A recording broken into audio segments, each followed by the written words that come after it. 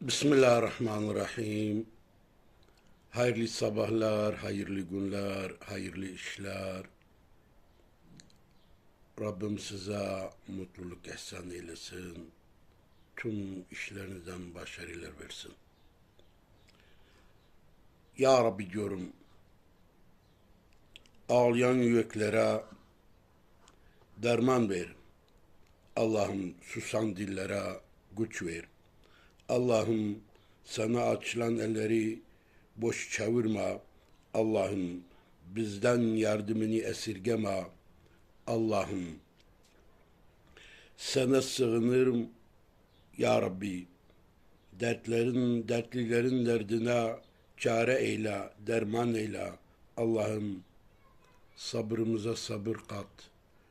Allah'ım sabrımıza sabır kat.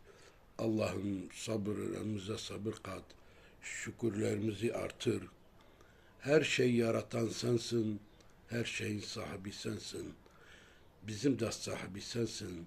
Bizi sahipsiz bırakma ya Rabbi. Bizi irademize bırakma ya Rabbi. Bizi nefsimiz ve şeytanın iradesine bırakma. Bizi bizden daha çok sahip çık ya Rabbi. Ya Rabbi, senin dergahına iltica ettik. İlticamızı kabul eyle ya Rabbi. Her şeyi yaratan sensin, her şeyin sahibi sensin. Sen Malikül Mülk-i Zülcelal vel İkram'sın. İlahi ya Rabbi, bizi hiçbir nimete muhtaç bırakma ya Rabbi. Gözümüzü hiçbir kapıya dikme ya Rabbi.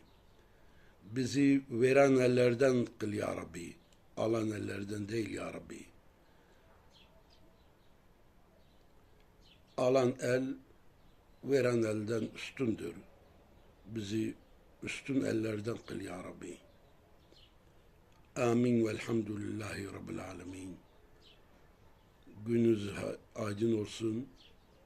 İşleriniz rast gelsin. Yüreğiniz hoş olsun.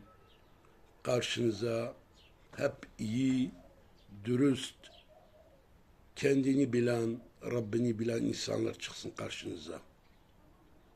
Hadi sağlıcakla kalın.